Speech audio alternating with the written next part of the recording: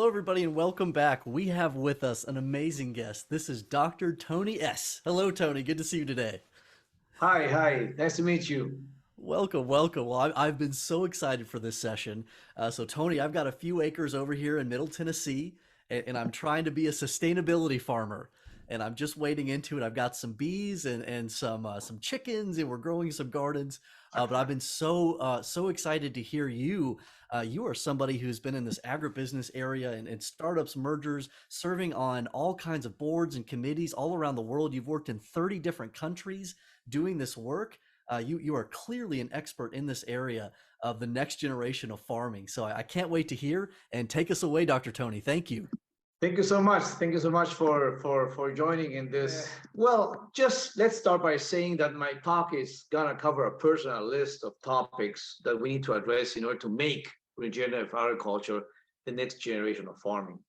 So the idea is here, why, if this is a no-brainer that sustainable agriculture needs to come along, I mean, it's still slow coming up, and still conventional farming is leading this sector. So I want to focus on regenerative agriculture. I hope everybody's familiar with the term. In general, regenerative agriculture is not but a group of agronomic practices that are based on the benefits of soil health. Okay, so old models have been compensating with technologies for soil degradation. They have come up with new genetics, GMOs, new ways of nutrients and drip irrigations and things and technologies that, I mean, have masks, I would say, the soil degradation process. And they have made us believe that conventional farming was take us, I mean, into the future. Unfortunately, we are rethinking about soil. And we know now that soil and microbes and crop interactions are crucial for sustainable farming, and definitely also for carbon sequestration, regeneration of biodiversity, climate change mitigation, and so on. So here I have made my own top 10 reasons I would like to discuss with you. And so I take it away with this. Well, this is where we are today. This is the crossroad. We are there. And the big question is, why is the transition to regenerative agriculture farming so slow? Why is nobody going, very few people going to regenerative agriculture, and a lot of people maintaining the status quo? What is happening there? What is hindering that transition at this moment? So here we go. I have my challenge number 10 is definitely value chain incentives. So we have here the farm and the farmer on the left-hand side with smaller incomes and with very high risk in the value chain. And we have the supermarkets, I would say, on the right-hand side with, I mean, most of the benefits economically and with low risks. They are price makers, the farmers are price takers. And the thing is, I mean, what is the incentive for the farmer to make that change? Should we ask the farmers to accept lower family incomes in order to save the world? Farmers might be poor, but they're not stupid. So at the end, I mean, they want to make money. And we need to understand that if we don't include them in the whole discussion, there are not incentives for them to change, that transition will never happen. Because sitting here in the big cities and determining how the farmer should farm, it's a little bit too arrogant for us. So this will require re-engineering, some investments, a new set of skills for the farmers, and we need to bring farmers into discussions. So I think that's the most important thing about that challenge, to have the farmer participate in this discussion and to see what, I mean, we can do in order to make this happen. I would say challenge number 9 is the certification issue. It's a lot been said about why don't we do also a regenerative agriculture certification. And I think that will kill regenerative agriculture because it killed organic certificates or organic farming. No? I mean, you had organic farming, now we have organic postmortem, asking why didn't we scale the way we thought? So Europe wanted to be today at 50%, 60% rate of organic farming, and it barely reaches 9%. The US probably reaches 2%, and Latin America less than 1%. So organic farming is inexistent almost. So you have all those fantastic seals that come in the packaging of goods, and those are not necessarily helping us to solve the problem. No? Farmers are still in the poverty that they were before. besides all the good efforts of Rainforest Alliance, Fair Trade, and so on, some of those seals are even, used as, a tool of corruption in developing countries. And we haven't been able to reach that transition. Do we want to do the same thing with regenerative agriculture? I think why have certification systems largely adopted all or nothing approaches? No, you had that thing, you check in the box to qualify for organic, and then you have your organic standards and you have your organic seal. And that hasn't been helpful because a guy that's conventional farmer, if he's not going to get all the boxes, he's never going to get that certification. So how do we encourage a conventional farmer to be more regenerative? And we stop this labeling, this pointing fingers, this polarization, no? Because this is just, politics. We have determined that you are conventional, you are organic, and that is not really helping the whole process. We need to convince conventional farmers that they could adopt some of the regenerative agricultural practices and to be more regenerative with time. And I think that's a way to put us all together in this boat. And we have challenge number 8 for me is KPIs. So we report a lot of things. We said, well, we impacted 100 smallholders. Well, if the company buys from 20,000 smallholders, impacting 100, it's like, nothing. So at the end, we are not necessarily pointing at the baseline. We are out of context sometimes. We don't understand the statistically significance of the data that we're presenting. And that's a way also greenwashers free ride and profit of the social and environmental imbalance of our value chain. And we should stop that. So it's not necessarily important to just get numbers and data like that. We need to become wiser, no? And to have more information, to understand and digest that information in a better way. So especially we talk about the S in ESG, no? We talk about humans. So definitely we want to quantify somehow prosperity or wellness or happiness. How much happier are those guys today? So we're talking about deep impact and not necessarily just broad impact at a very surface level. And we need to change the way we report in order to make a better understanding of what we are reporting.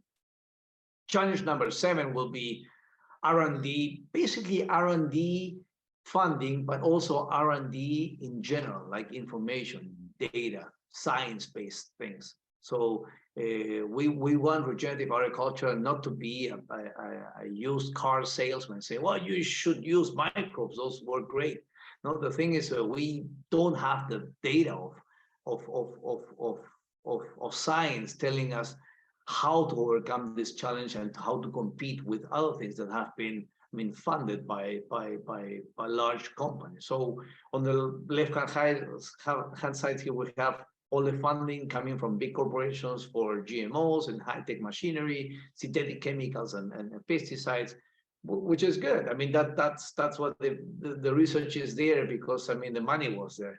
So the infrastructure, which are all the brains of the academic institutions, the land-grant universities, all the scientists, they will actually research where they have the money, there to research for. And a little research has been done in regenerative agriculture in general, biopesticides, microorganisms, bionutrients, biostimulants. And that's definitely a challenge because if we don't have science-based information on how those things really work, we can also not convince conventional farmers to transition. Hey, why don't you use this? Because this is going to happen when you use it. And that's science-based, that's published in those papers. You go today to the most important ag universities in the world, and very little is being done there. So that's definitely a challenge that we need to overcome with funding and with focus. Challenge number 6, I would say, is scope. So we have global awareness, of course, of the problems that we have, like climate change and so on. And we need to bring that global awareness to local problems. For example, you have shifting cultivation. Shifting cultivation means poor farmers that are just, eating the forest because they are shifting the land towards the forest, and they're cutting out trees and bringing more, I would say, for example, cocoa beans into the forest. just with slash and burn. And this is a local problem. But if you have a global approach, because you have the global challenge of global warming and greenhouse gas emissions and deforestation and land degradations, those are aware and those should bring in the money to solve those problems at the local level in order to make this work for everybody else. So we need to have committed operators that act locally. And I'm not talking about just NGOs or foundations. I'm talking about companies generating sustainable businesses. If we don't have sustainable business, nothing is going to be sustainable. NGOs, foundations, I think they're doing a great job. They come and go. It's not going to be enough of them. It's not going to be enough money. So impact investing is important in those particular places to have global awareness, to channel resources for local action. We go now to challenge number 5. For me, is digital solutions. So I think thinking about digital solutions as a holy grail is a distraction and it's an arrogant way of thinking that we can solve all the problems. No? I mean, first of all, we need to think, how do farmers adopt technology advances? No? They are very slow adopters because they have high risks. And technologies are not adopted like in the cities. No, there's a new iPhone coming up. I mean, everybody's making a queue in the front of the iStore to buy it. But there's a new technology in agriculture coming out, and well, they will test it first. They will plant some of that with the technology, and then will grow with time. So it takes time for a farmer to change and to adopt that technology, and we need to understand that. I think it's a little bit too arrogant to think that Silicon Valley is going to determine how the farmer should be farmed. I mean, that's just in the heads of those geniuses that, I mean, decide on the future of agriculture. I think it's good in the terms that there's technologies that are huge support, digital solutions, drones, tractors that, I mean, that don't need any drivers. Great. But I mean, I don't think 70% of the population of farmers, which are, I mean, in a different situation, maybe they don't even have internet, I mean, will use that as a technology to be solved. I think there are more basic technologies that need to be addressed, and that's where the money should go in order to be practical for looking for solutions that they can really adopt in an easier way. We go to challenge number 4 is decarboxylation. So as an example, if you want sustainable energy, for example, with lithium batteries, no, to just give us carbon neutrality, at our current rate of production of lithium, we will need today the production of the next 9,000 years to be carbon neutral. That tells you that, I mean, of course, I think reducing greenhouse gas emissions and all those things is great, and we need to work on reducing that. But we need a sink. We need something to suck it out of the air. We need really to suck out the carbon and to put it in trees, which are good but are less efficient than soil. So I think we need to focus on soil a lot to be the master sucker of carbon and sequester of carbon, I mean, for hundreds of years. So I think carbon, unfortunately, now is difficult and expensive to measure in soil.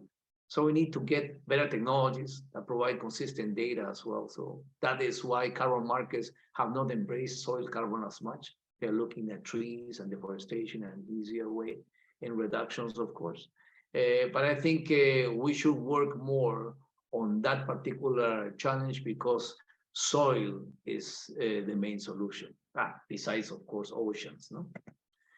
We go to challenge number 3 by putting here a trendy word that is mindfulness. No? I use the concept mindfulness because it describes the way companies should approach impact. No?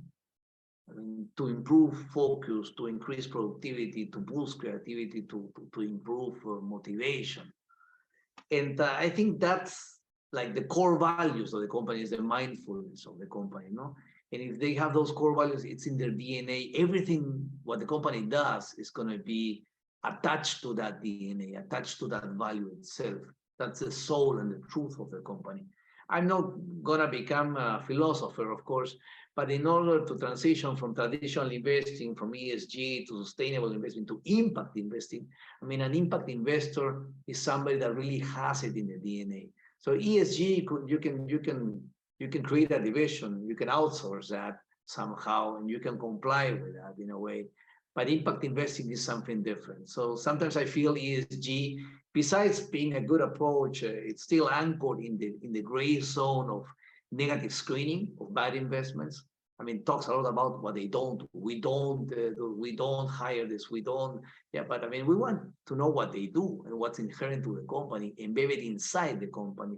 So it's not just checking boxes for compliance, because when compliance and regulations change, ESG will also change. In this case, impact investing stays the same because it's inside. No, I think we need also to change in the customer mindset. So the mindfulness of the customer needs also to be, I mean, in with those core values. And I think that's a big challenge, no, of changing the whole business environment towards those values in general. Challenge number 2 is funding. We have traditional funding, the way we know how banks and funds work, and we have impact-driven funding, and that's now very popular.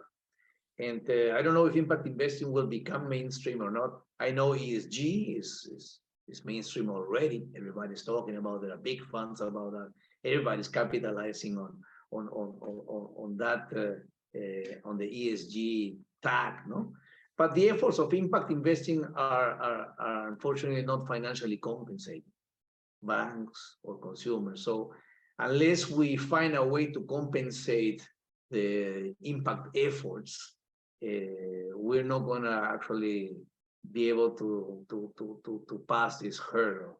I think, for example, consumers, no? I mean, they definitely need to put one hand in their hearts, but another one in their pockets in order to make that change. Everybody talks, I know, of course, I would like to buy something that's fair traded. I mean, the money goes back to the small farmer. Everybody says that, but I mean, when they reach the shelf,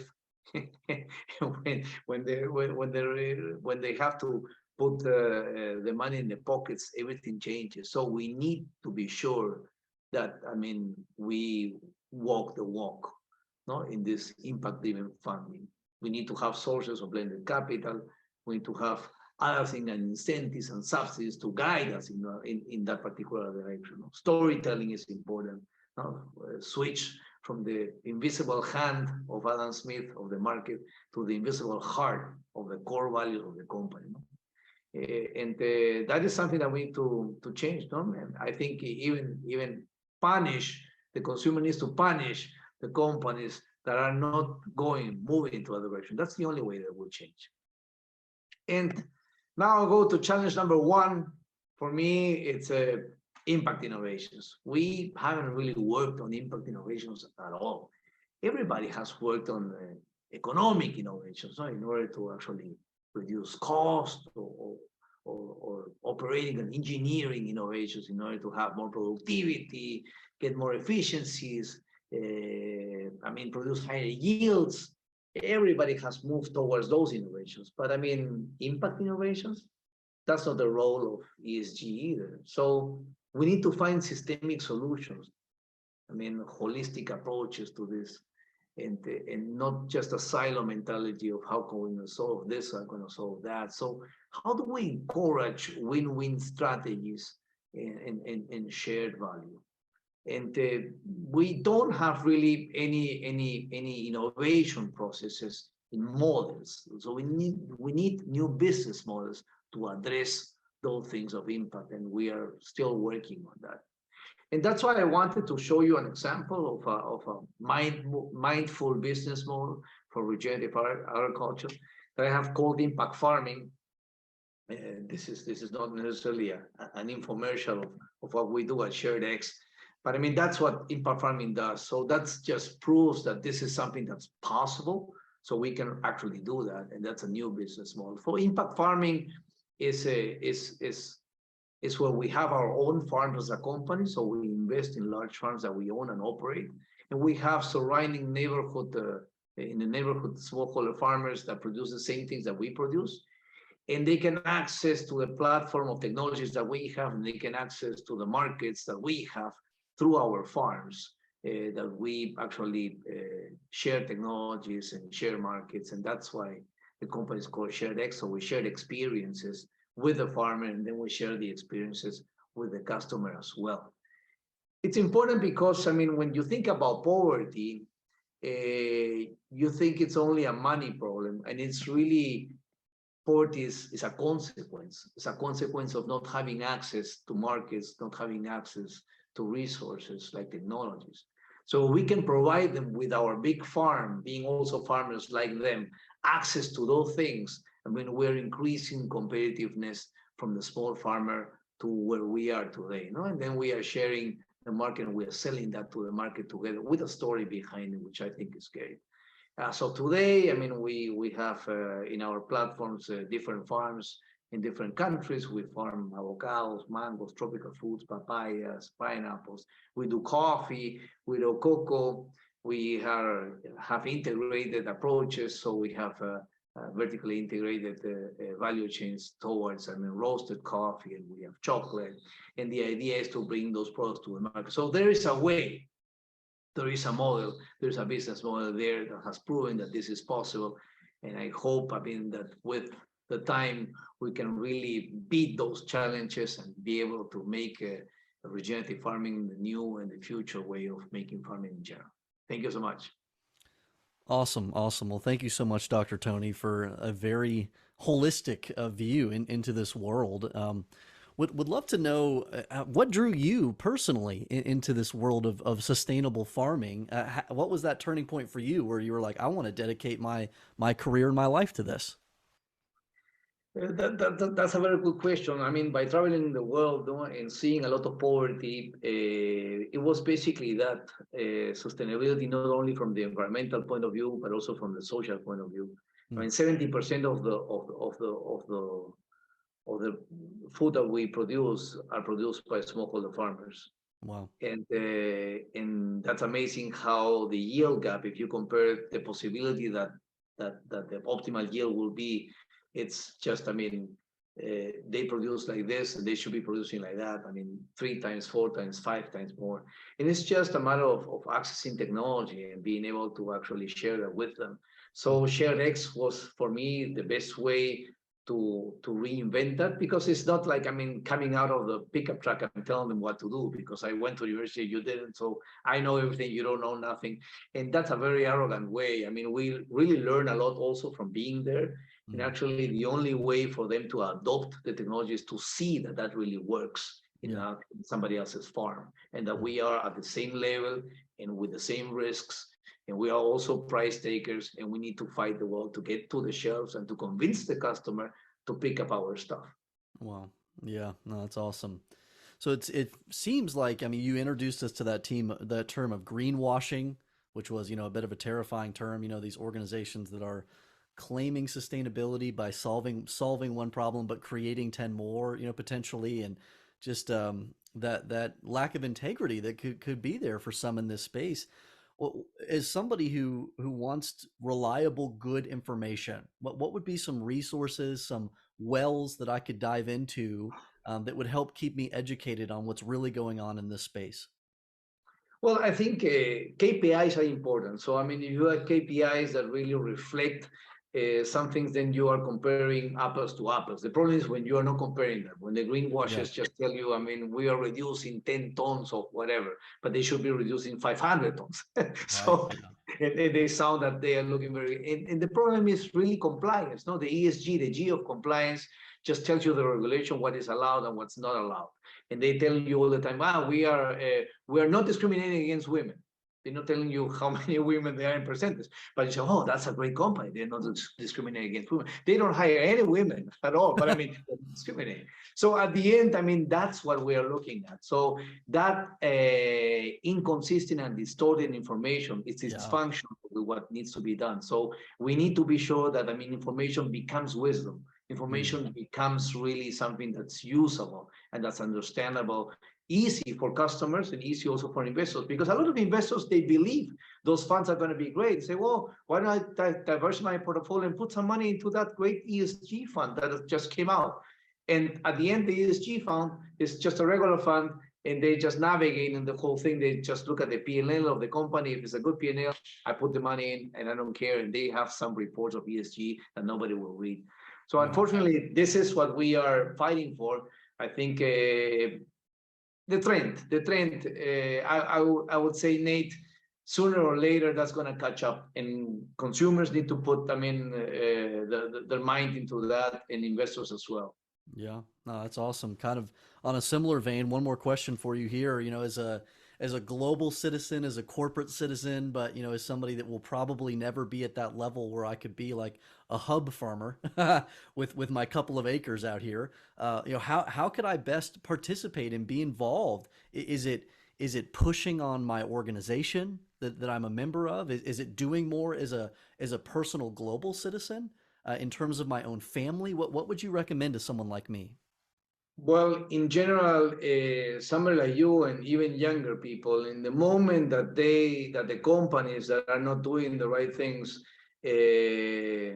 lack employees with creativity and Mm, with incentives to work for them, they will change. The only wow. way is just, regular people actually working for great companies and being involved in buying great products, and not believing everything that they see, because that's the only way they change. When they will see the punishment of the consumers not acquiring their products or whatever, that's the way we'll change. Yeah. Otherwise, they will be continuing doing the business the way they have been doing until Yeah. now, and just, capitalizing on these imbalances and Yeah. misinformation.